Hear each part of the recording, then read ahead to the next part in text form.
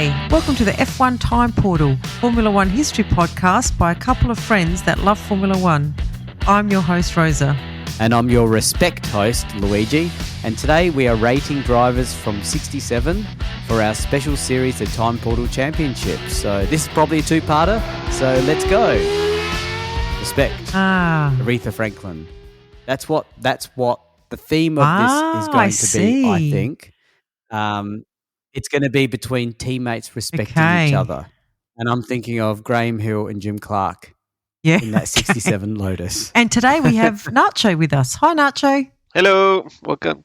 Thank you for having me again. Love to come and make sure that the Argentinians win every championship. I don't think there is one this time around, but... No. It's a while now, I think, till we see another Argentinian. Yeah, I think it's Carlos Reutemann. I don't know. There might be some others in between, but none that we... No. Yeah, Reutemann was, but Nacho had Fangio and Gonzalez. That's pretty good. And some other drivers. Exactly. Yeah, Fangio, 5 championships before things really started. That's pretty damn good. Yeah. So, bank it. Yeah. I mean... There, so should we start? That nice little pause. 3 minutes 43. Remove Adam, pause. Remove pause. Nacho froze. I must say, I was going to say, I've just, you're going to have a few little hiccups, I think, because Nacho's been getting ready to move house, so you're probably exhausted, Nacho. But look, yes, I did half of the races last night before going to sleep. The other half as soon as I woke up. So I was like, very good. Okay, so that means you'll be very creative. So let's get into it, shall we? Okay, we've got race 1. There's 11 races this season in 67. And those of you that know already, because if you're good, loyal listeners, I'm sure you are if you're listening to this, you know that Dennis Hulme actually won the 67 championship in our race review episodes. So let's see if he wins our hearts, in the words of Nacho. So race 1, South Africa. And as a reminder, a couple of quick reminders. 1, we only do very fast reviews because we've done the full race review in the other episodes. And 2, both myself, Rosa, and Nacho completely do these picks independently of each other, and Nacho and myself are seeing them for the first time. Rosa, who compiles them, she sees them, but there's a bit of a reveal for us as well, which makes it fun. You'll see true reactions and true criticisms. Yes, I think so. Is that the and right not word to always use? very constructive. Yeah. I feel that was not constructive right there. Nacho's the adjudicator to say constructive, non-constructive, and it's one or the other. I do like how most of the people that we have on here are like your friends, Louis, but they all join me in. That's the problem. Is that you know me. That's the problem. It's too easy to pick on. Yes, and it's a lot of fun. Yeah. Okay, off you go, Louis. Yeah. Race 1. Okay, so race 1, South African Grand Prix. So the 1966 champion, Jack Brabham, started this year off with pole position. His teammate, Denny Hulme, started second, and 2-time champion Jim Clark lined up third in his Lotus. Rosa revealed her Clark versus Hill, when I say Hill, Graham Hill obsession, and it is noted that Hill in the other Lotus lined up 15th. So you've got the 2 Lotuses, 3rd and 15th. No Ferrari or McLaren. I don't think the McLaren was ready, and the Ferrari decided not to attend this race. Maybe it was too far, and South Africa maybe don't buy enough Ferrari sports cars. So I don't think Ferrari had a view on apartheid. So this was about car sales, maybe. And funny if there were like black or white Ferrari sales. Let's not. In South We are Africa, not a political podcast. Right? No, we are not. No. So Hulme took the lead at the start while Clark fell back to 6th place. In a race of attrition, the crowd saw South African driver John Love take the lead. So in the podcast review, we talk more about him, but he's like a perennial driver of the South African Grand Prix, being a South African. When he had to stop for extra fuel right near the end, however, so he was leading, it was Pedro Rodriguez who won in his Cooper. So that fuel stop cost John Love winning the South African race. So Love ended up finishing second ahead of John Surtees in a Honda. Hulme finished fourth and Brabham in sixth, several laps down. So something must have happened with those Brabhams, first and second and finishing fourth and sixth. Something, I'm sure there was, and I don't remember right now, but that's not the point. There were just 6 classified drivers finished in total. Nacho. So should we ask Nacho to go first? 1, 3, 2, 1, and then me, then you, Rosa? Okay. Okay. So the way I've put the top 3, and it was not that hard because only 6 people finished the race, so 50% of the race racers are gonna be in the top 3, right? And I did put them as the actual finishing position. So Rodriguez first, Love second, and Surtees third. I think like finishing the race was kind of a big deal. To be honest, at this point. Yeah. So that's why I had like Surtees at the kind of third place. Love, I mean, as much as I wanted to put him first, I mean, could he had like, was lift and coast a thing at the time? Do you think they had accuracy of things like that, like fuel levels? No. They had to have a fuel gauge, right? Yeah, but how reliable, I mean, it's just a dial. They're quite reliable. It's just, how a fuel gauge works. It's just like a. They would have known. They would have known how much fuel is used on each lap. Don't you think, Louis? Or you don't think they would have known? I know that. No, they would have known, and I agree with Nacho. They would have had a fuel gauge, but they wouldn't have known how close to the edge they actually were. But he knew well enough to go to the pits. Yeah, that's right. To get more fuel. So I guess you're right. He could have lifted and coasted. Yeah. When he saw that I don't know that there was a lift and coast though. Yeah. Remember, these are cars that were, had a clutch and I don't. Yeah, but still, like if you press the accelerator, it consumes fuel, and if you lift it doesn't, right? So, well, we can go back to 1967 and tell Love to do it. Yeah, and get the win. And I mean, in the end, Rodriguez, better fuel efficiency, got first place. So that's all. That's kind of my podium.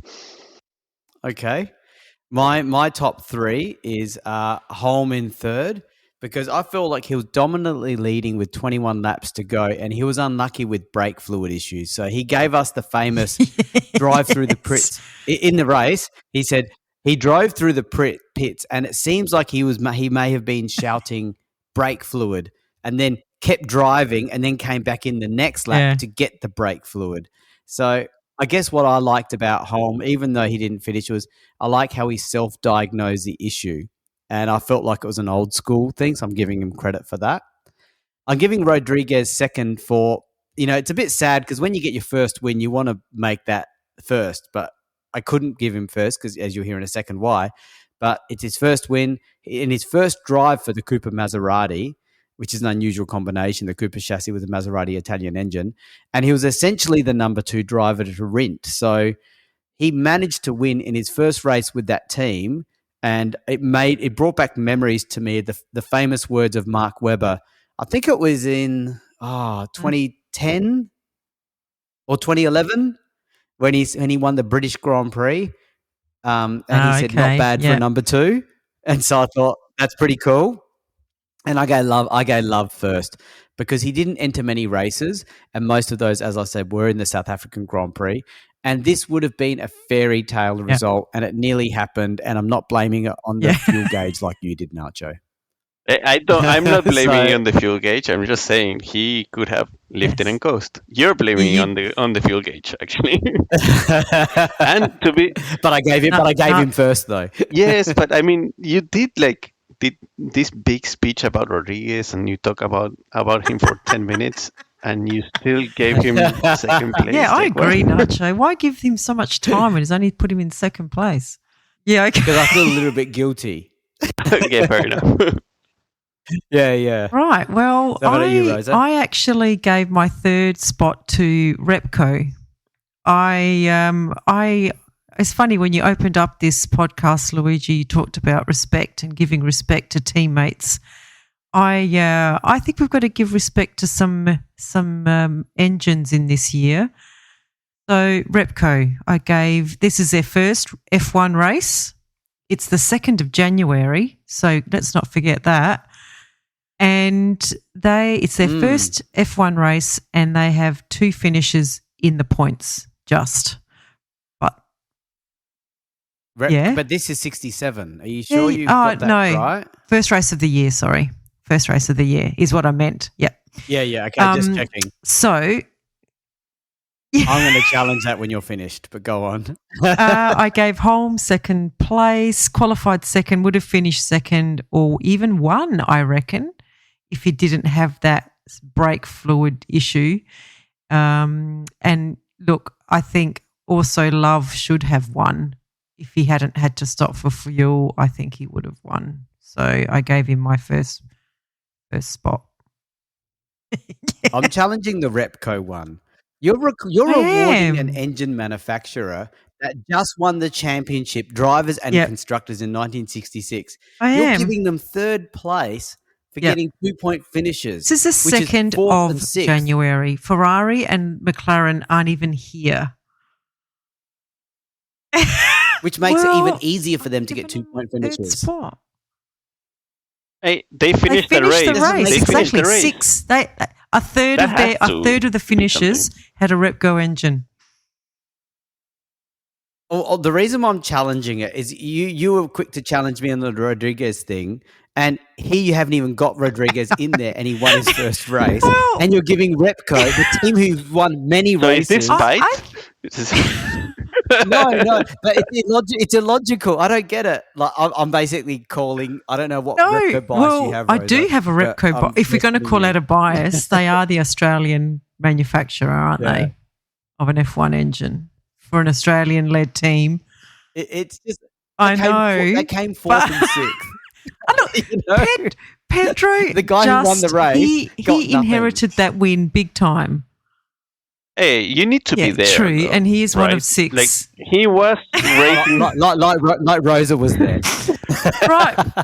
I mean, if Pedro and Love and Surtees, all of them like got a car problem, then your Repco would have won, right? Yes, correct. So, but only. Well, they only got my third spot, Nacho. They didn't get They didn't get my gold medal. They only got the bronze. They only got the third spot on the podium. The more we get into this, I kind of agree with Luigi, which feels weird to say. Now that hurts. Everyone agrees with me. I'm sure everyone listening is like, yeah, what are you doing, Rosa? It's like, yeah. We are. Anyway, let's move on, shall we? I've expressed so myself. After race 1, we have Love on 22 points, Rodriguez on 14 and Hulme on 10. Yes. Oh, Love's had a good start, hasn't he? I think that's the only race he races in this whole season. Yeah. Yeah. Poor guy. The championship's not a one-race thing. So we're up to race 2, the Monaco Grand Prix. So Jack Brabham secured pole position, just like he did in South Africa, but again lost the lead at the start, this time to Ferrari driver Lorenzo Bandini. Before long, Hulme took over at the front and increased his lead to 15 seconds. Clark qualified 5th, but retired on lap 42 out of 100 with a broken suspension, and desperately trying to get closer to the leading drivers, Bandini struck the barrier in the chicane at the harbour front and mounted the straw bales. The car unfortunately landed upside down and exploded in flames, and Bandini would succumb to his injury 3 days later. We talk about that a lot more in the race review, but it's very sad, of course. Hulme won the race, 1 lap ahead of Hill in the Lotus and 2 laps ahead of Chris Amon in the Ferrari. So like in the first race, there were just 6 finishes again, and 3 of the top 4 finishes were from New Zealand, which is an unusual statistic. So over to you, Nacho. Who's your top 3, starting with third and why? Okay, number 3, I will go for Hill. I mean, out of the 6 drivers that finished, he did manage to finish 1 lap ahead of the third. So, I mean, I think it's pretty. It's a pretty good performance. In terms of second place, I'm giving it to Hulme, winning with 15 seconds lead to the second and almost another lap ahead of third. It's quite impressive. But my first place, and I feel like it's something that happens every time I go into a podcast with you guys, is that I have a season where somebody dies. Right? So I'm going to give my first place to Bandini, like in his memory. It shows how dangerous this sport is, right? So yeah, I mean it's unfortunate, but I'm giving him my number one. I was going to say it's not just you, Nacho. Sorry, I think every guest who's on this series has a death in each year. Pretty much. Yeah. Unfortunately, it's not easily avoidable. That's the pity of this era, isn't it? So, yeah. So my top three is I had I had New Zealand in third, basically saying, look at you, three of the top four drivers, which is really impressive. And the other driver was an Aussie. So you could say I could have given it to ANZ, top four drivers, ANZ is an acronym for Australia and New Zealand. You could have given it to the Anzacs. Yes. Oh, yeah, the Anzacs. That's nice credit. Yeah. I gave Hulme second place. This was actually not only an impressive win, but also his first win, and overshadowed by Bandini's passing, which is a little bit sad to have your first win having that happening to it, and more importantly to Bandini and Bandini's family and friends. And first I gave to Bandini, similar reasons to you, Nacho. He paid the ultimate price, and we remember him for some of the memories he gave us, in particular the 1964 drama where he impacted the championship. He shouldn't have died at this race. I mean, this is at Monaco, one of the slowest tracks and a small track. And part of the reason he passed was the people that were meant to help him didn't get there quickly. I know. And that doesn't make sense in a small track and a slow track. So it just shows how dangerous a sport is, that you can even pass away at Monaco, not one of the high-speed, Monza, Nürburgring, Belgium, power tracks. So Nürburgring, yeah. So it really showed how safety was inadequate, and this is what 67. And we know that people like Jackie Stewart and others really pushed for safety to improve, and things like this were influences. And Jackie Stewart was obviously driving in this race. So that's my top three. Brace yourselves, guys. Well, actually, maybe I should brace myself. I've given Hulme my third spot. I've said in my notes it was a lucky win only because everyone that qualified before him retired. But he was there, so good on him. But, yeah, he got my third spot. In second, I've given it to Repco. I really am struggling with this. But right, I'll let you finish. I want to hear this out. Which was Brabham. And then another driver to the win. So that's pretty good. They performed in Monaco on both days of racing as an engine manufacturer. And I've also followed you guys and given Bandini my first spot. I think he would have won if it hadn't been for that accident, actually. He was probably pressing a little bit too hard trying to get back into his position, but sadly passed away. So, yes, I've also recognised Bandini in my number one spot. Okay, moving right along then. Yeah, that's exactly Nacho. Like Rosa, we're in partnership in this podcast. If you're getting money from Repco, and I don't know anything about a deal you've got with Repco, and I'm just flagging that I'm entitled to half the money, okay? Okay. Outrageous. Yeah, that's what I'm saying too. Yeah, okay. At least this one. Thank you. It is a valid reason, isn't it? Gave them third. I'll give you. That is like really good performance from that engine on a track that probably suited it, but it got fastest on pole and also a driver to the win. Outrageous. Can I ask a question, though? How many times did you give, and I'm not going to look at it, I could look on the other spreadsheet and check, but how many times did you give Repco any points in 1966? Before you answer that, I'll do a word search while you do can't. this, Nacho. I'm going to check this. If you put Repco in every single race, I'm going to respect you. Okay, I've just checked. I just checked in 1966. Rosa gave one mention to Repco. It was in race 2. She gave them third. Reliable on a tough circuit was her reason. And that's it. Well, that's it. What's with the Southern Love? This is 1967 now. Mentions. Things are holding up.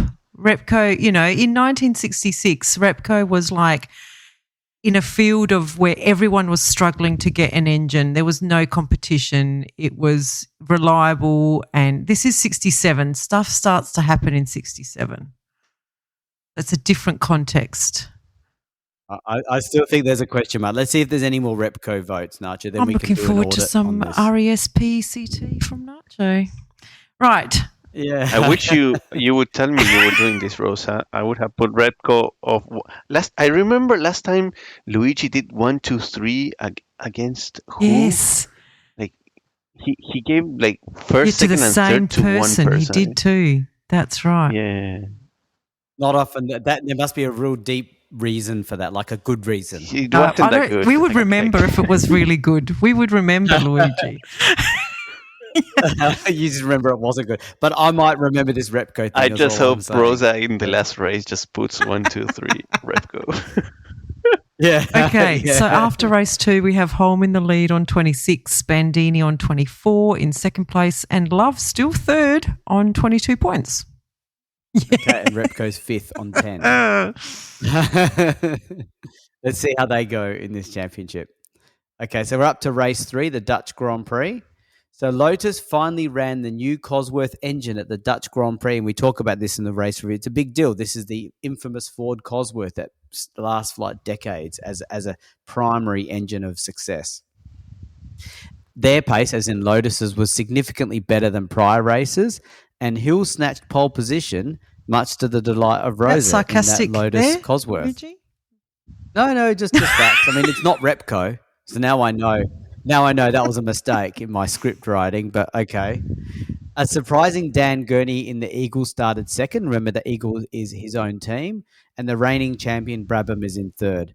Clark actually started 8th, so his teammate getting pole. After drivers had to avoid a wandering marshal on the grid. Not sure if you read that, Nacho. We can talk about that in a few seconds.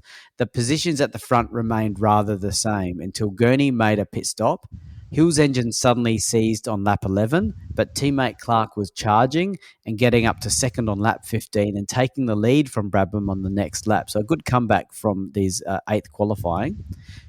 Clark kept increasing his lead by a second per lap and basically easily won ahead of the Brabham pair of Brabham in second, or Brabham team pair. Brabham in second, Hulme in third, and behind them finished the 3 Ferraris of Eamon, Parks, and Scarfiotti. So, Nacho, who's your top 3 and why? Oh, and the Wandering Marshal, maybe you can recap it to us because you read about it, right? Yeah, so I'm going to start from the first to the third because I think it will make sense. Clark is number 1, right? It's going to be obvious. He started 8th, finished first, and with a bit of a margin, right? So that's amazing race. Everybody likes a comeback. So there was no discussion that he was going to be my number 1. Brabham, again, pretty good race. I mean, he did get beat by Clark, but he managed to kind of secure that second place. And with the Brabham Repco. Well, maybe I should have put him first and then get Rosa to be happier with me. Excited, yeah. But interestingly, I put third the Wandering Marshal. For getting his minute of fame, what was he doing there? I haven't read about it, so I actually wanted to get some more insight from you too. Well, it was very strange. Rosa? Just this, was it an official? I think it was an official who just was wandering through the grid when it was ready to go. So I don't know. We didn't really get much more than that, did we, Louis? No, other than the race started. That's right. He happened to be in the middle of the second row. Yes. So pretty dangerous spot. And in the race review, Nacho, I make a comment that he had the best ever view of a race start in history of Formula One. Yeah. No one will ever get again. We were contemplating that's what really, really rich people, that's what they want their seat to be. I want to be in the middle of the second row of the grid. Yeah. Yeah, I guarantee that no one will hit me and kill me. Oh, I'd be shitting myself. Imagine those cars going fast and then and ducking and going around him. Yeah, what do? You stay. You stay put, right? You don't move. Would have had to. Yeah. Oh, yeah. You don't. Yeah. You don't move, right? Too risky. Yeah. Yeah, you're if you have a religion, that's where you turn to. In fact, he probably never got the joy of watching the race. He was too busy praying to his That's God right, or whatever, in his brown pants. Yeah, as I said in the podcast, yeah. So I had Brabham in third for coming a solid second. And funnily enough, Nacho, I called the marshal the wandering marshal. No, you didn't, Luigi. I changed yours. Term. You called it the official. And I went, that's boring. Oh, did I? Okay. I have to use the same name for the points tally. Otherwise, it won't. Yeah. So I thought Nacho's was much more imaginative. Okay. The wandering marshal. Okay. So, I mean, he was standing in the second row. He lived to tell a tale that is worth 6 points in my book because it's 8-6-4. We didn't mention that earlier. So it's each of our votes, the first place. It's the same as the championship votes. No. That's what we're doing. Oh, yeah, it is. Yeah. 8 for the win, 6 for second, 4 for third. Now 10 points. Yeah. Yeah, but we're not. Yeah, yeah, true. So, in my opinion, that's a once in a lifetime story. And when he tells it, no one's going to believe him because there's no name given to him in the Mike Lang book, which is the primary reference we use. So, what I did was I looked up a Dutch name, a typical Dutch name, and I've given him a name. His name is Puck Bolduin. So Puck gets my second place. And first goes to Clark. Just while he didn't qualify very well, he did storm through the field to get this win. Awesome debut for the Cosworth engine. And let's not forget, Clark really does not like this track because of the trauma that him and all the other drivers went through. Wasn't this one, was it this one, Louis? I think it was 1960. Yeah, it was no, it was 1960. It was Spa. This is Holland. This is Holland, is it? Oh, sorry. Yeah. Okay. Anyway, might need to edit that bit out so it doesn't debut for the Cosworth. No, I'm happy. I'm happy for people to know that I'm not perfect. It might be a shock. Yeah, that's a surprise to me. Yeah. Okay. How about you, Rosa?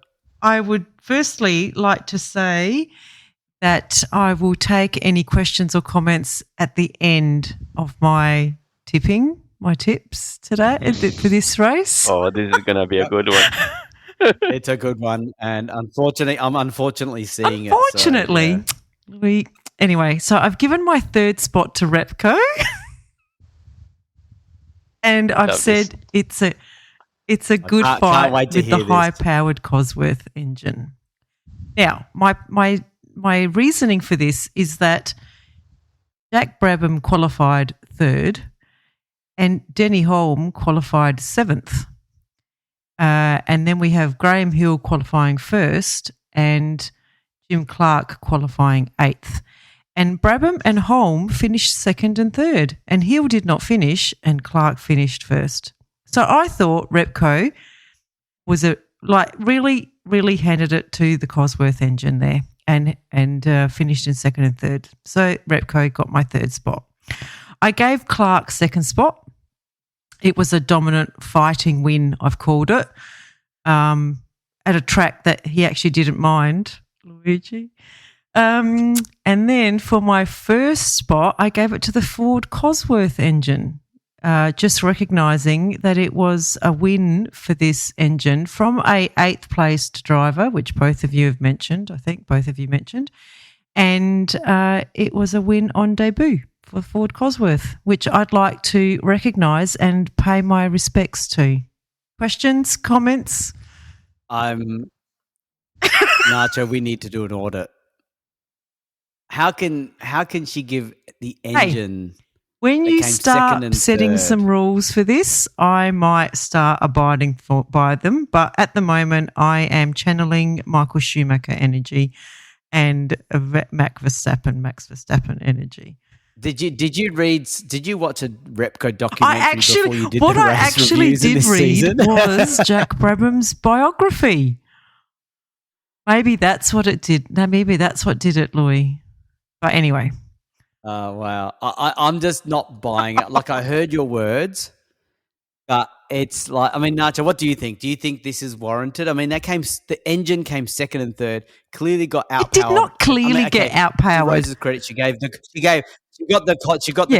Cosworth first as on its debut. So yes, I'll give you some recognition. I gave Clark second. But he did very, very well. But part of that was the Ford Cosworth engine. I did think about putting Clark first and Cosworth second, but I thought a win on debut. Like, why wouldn't you give someone a win on debut? And don't mention Rodriguez right now, otherwise I'm going to. And yeah, Repco second and third again from like third and seventh. Okay, my comment is I have two things to say. First, Luigi, you've done shady stuff before, so get off your high horse. Yes. Number two is I thought we had agreed on the last race that Rosa had been paid off. So why are you even doing a thing about this? We know she's been paid under the table for this free publicity, I guess. I'm on the take. Yeah. big time. I'm just. You should be happy. You're gonna get some money. Yeah. You know what the thing is? I think if we do a proper audit on Rosa, we will find that the number of times she's given points to an engine is not that often. This is extremely out of the norm, and this is what auditors look for. They look for things out of the norm that stand out, and she thinks she can get away with it. And even you can even hear in her tone of voice when she explained it. She sounded did like absolutely beaten, not sound beaten. Absolutely not. I 100% stand by Repco third place. 100%. Wow. I'm so looking forward to the next race. If Repco's in there again, all right, then it's almost comical. I'm going to use the word inspired, actually, rather than comical. Inspired, creative, innovative, a bit like Jack Brabham and the Repco engine in 1967. Okay, so after race 3, we have Hulme on 26 points in the lead. Bandini is second on 24 points, and Love and Clark are equal third on 22 points. Repco is equal fourth on 14 points with Rodriguez. The guy who actually won a race. Okay, cool. Okay, so we're up to race 4, the Belgium Grand Prix. So qualifying saw Clark on pole, Gurney in second, and Hill in third, completing the front row. So we've got the new Cosworth engine first and third. Brabham was 7th, and Hulme was 14th. So that Repco engine, a bit far back there, I'd say. Anyway, Clark had a good start and took an immediate lead for the first 11 laps, and Clark was followed by Stewart in the BRM and Eamon in the Ferrari before Eamon fell back and Gurney moved up into third. Then Clark had to pit to change a spark plug, and Stewart ran into trouble with his gearbox. So therefore, Gurney took the lead, and after setting a new lap record, the American driver went on to win the race, over a minute ahead of Stewart in second and Eamon in the Ferrari third. So Clark ended up finishing 6th. Hill retired on lap 3 with a broken clutch. So over to you, Nacho. Okay, it's now like at this point of the season, like you're thinking, oh my god, like these cars are a disaster. Yeah. Like they're breaking all over the place, right? That is kind of foreshadowing how my top 3 are gonna turn out. But for number 3, I'm putting Gurney. Fastest lap has to be worth at least 1 point. In this case, 4. Right. Interesting. So yeah, Gurney number 3, and I've put Stewart as number 2 and Clark as number 1. In saying this, like they would definitely have kind of gotten the 1 and 2 if the cars haven't broken down. And at this point, like every car is broken down all the time, so it's tough to say who is the best driver, right? Like it's been such a messy season. Yes. Yeah. It's been a bit of a mixed bag. It might be why perhaps you'd lean towards recognising some consistency in engines. The engines. Maybe Rosa was right all along. Yeah. Like we mocked her, but maybe Repco is the real champion out of all this. So I had Gurney in third. Solid win, but fortuitous.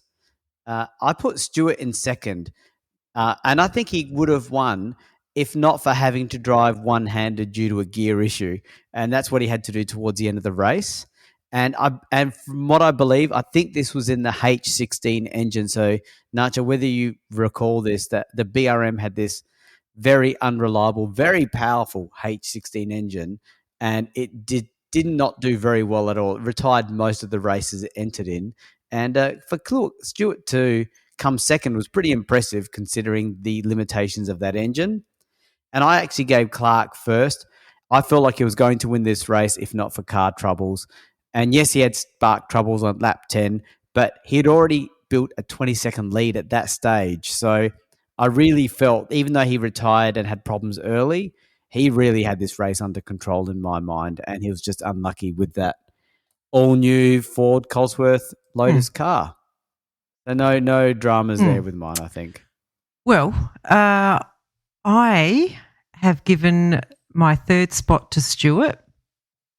6th to 2nd is a pretty good effort, and yes, Louis, I've also said in an H16, so I think that was in an H16. I'm just looking at their they race with the P83 and the P115 sometimes, but sorry, that was their chassis. Sorry, yes, it says H16 and V8, but I think the 2.1 litre V8 was early on in the season, I think. Anyway, or they just used it a couple of times. Yeah. So I think most of this season was in an H16. So I thought that was good by Stewart. And he's usually good at this track, isn't he?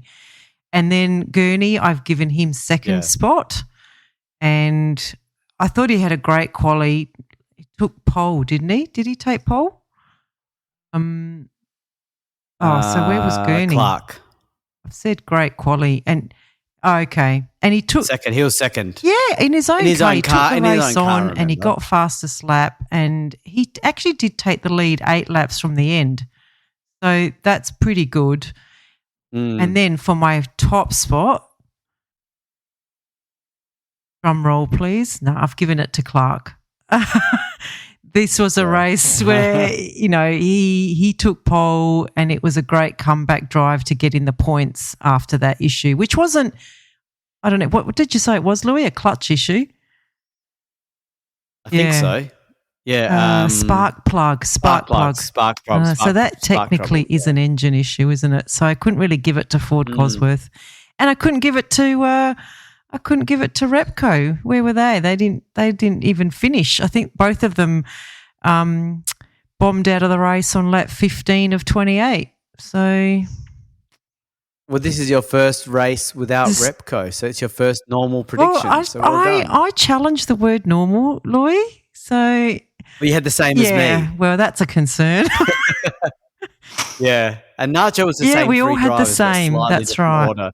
Oh, no, the same order. Exactly. You guys the same had exactly the same. I had a bit different. Okay, so after 4 races, we've got Clark stretching his lead out in top place there with 46 points. Hulme is in second place on 26 points, and Bandini is in third place on 24 points. Interesting. And we know that Hulme wins this championship in real life, but look at Clark really pulling out the lead there, isn't he? 20 points. Yes, massive. That is massive. Yes. Yeah. Okay, so ready for the next race? Race 5, the French Grand Prix at Le Mans, but not as we know it. So these are the words of Mike Lang, the author of the Grand Prix book that we use as one of our primary references, but we'll use others as well. But it's run at the inferior substandard Bugatti training track in a car park of the Le Mans track. I don't know why they didn't use the Le Mans track. Maybe they wanted to keep it special for sports cars, But anyway, it's not Le Mans as we know it. And highly disrespected by Mike Lang and maybe many others at the time. So the front row consisted of Hill, Lotus on pole, Jack Brabham in second place, and the winner of the last race, Dan Gurney in the Eagle in third. But after 5 laps, it was fourth starting Clark who led the field. And before the race reached half distance, both Lotuses had retired with crown and pinion failures. And again, the Cosworth engines were demonstrating themselves as being very fast, but at this stage, very unreliable. After Gurney retired as well with a fuel leak issue, it was left to Brabham and his teammate Hulme to finish first and second. So a very impressive result by the Brabham team and, the Repco team, the Repco engine. Jackie Stewart finished third in his BRM, a lap down on the leader. So the third place driver was a lap down on the 2 Brabhams. So for the third time this year, there were just 6 classified finishers. So I'll throw to you, Nacho. It's your top 3 and why. I guess after what Rosa is doing, I can do whatever I want, right? Just look, my third place goes actually to the Cosworth engines. And hear me out. But they retired. I know, but they're actually making the championship exciting. If you think about it. Okay, Louis, if you do not land a ton of bricks on that tip. Wait. I'm going to take it personally. I want to hear what he's got to say because but you've got some. You're not a good person to take advice from on this, just so you know. So let me just hear what Nacho's got to say to defend. Think about it. Clark was pole position on almost every race, right? But he didn't win every race because of his engine breakdown. Hill would have come second almost every race also. We would have had the most boring championship ever. If we look at our points tally, Clark is ahead by how much, right? So nearly double. Exactly. Of home. So what I'm saying is thank you, Cosworth engines, for being really, really fast, but actually never finish a race because you're actually making the championship actually fun. So you're actually rewarding the Ford Cosworth engine for underperforming. Correct. Right, Luigi. It's more valid than yours. Thank you, Luigi. When you gave Brabham third for fourth and sixth, no, sorry, Brabham, Repco third place for fourth and sixth. It was a third of the finishers had a Repco engine. I'm just looking from the side of the spectators. This is fun. You want to see cars breaking down and the races being a bit kind of not obvious all the time. I will give Nacho points for originality. I will do that. That's what this is all about. Thank you. Have you done the other 2 positions yet? I can't number remember. 2 Hill and number 1 Clark. There you go. Okay. So all Cosworth. That is funny. Right. You've given it all to the Cosworth drivers and Ford Cosworth. They didn't finish. Yeah, now Nacho's losing points. No, but look, they would have definitely won. Hands down, right? Except their engine was shit. Well, that's tiny.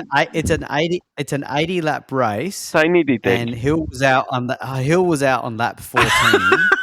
I remember when we. Let me just see what lap Clark went out. Well, while you look at that, lap 23. Lap 23. They didn't even. And you've given them one. You've given them 1 and 2. But wait, I remember when we first started this, the idea was to who would have won the race, and tell me Clark wouldn't have won it.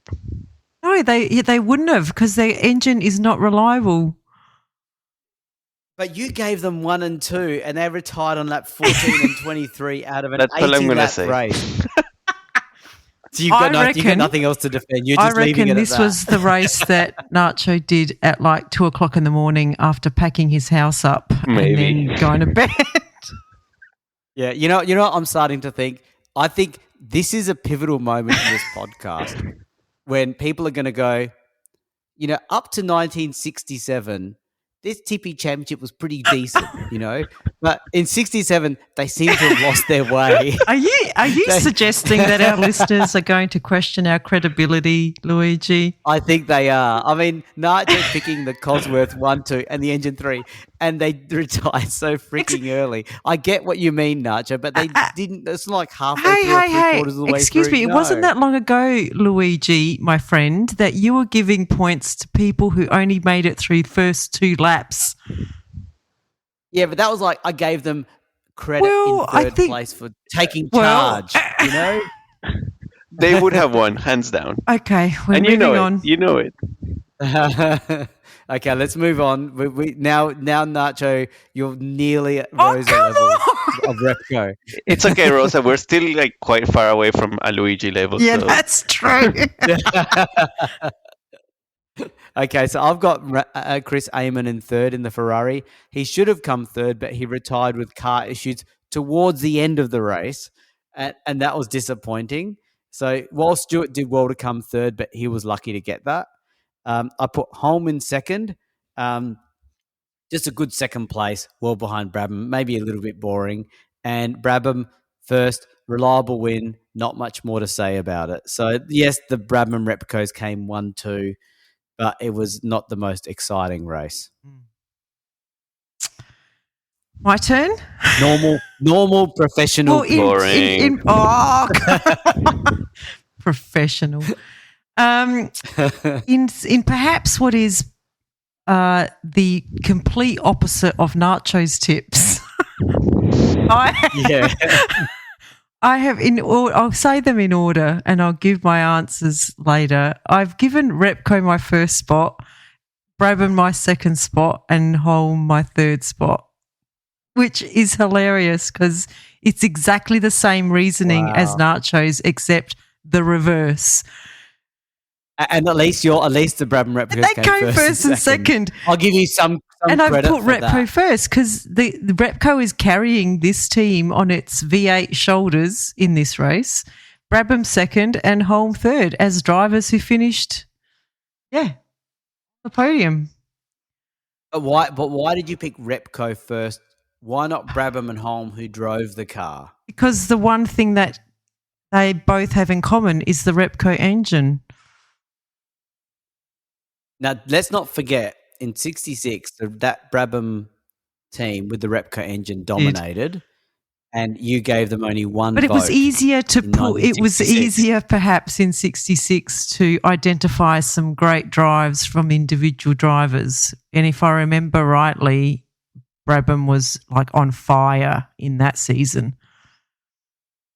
Yes. He was, but surely you realise what I'm saying. Like, surely you'd give Repco more credit in 66 when they were a new engine and straight out of the box won and dominated. But here they're in their second season and it's like you're holding them on this pedestal. Well, but they should have got that recognition in 66. That's what I'm questioning. Yes. Well, as much as I don't want our listeners to understand what happens behind the curtain of the F1 podcast,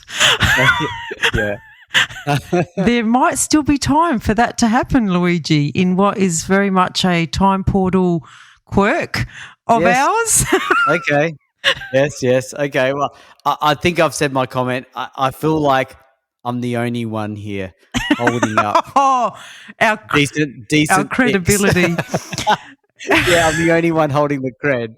Nacho, you've managed to go lower than Rosa just with this round. As in, not overall, Rosa's still lower than you, but this one particular round, you got the lowest because this doesn't make sense. That is unfair.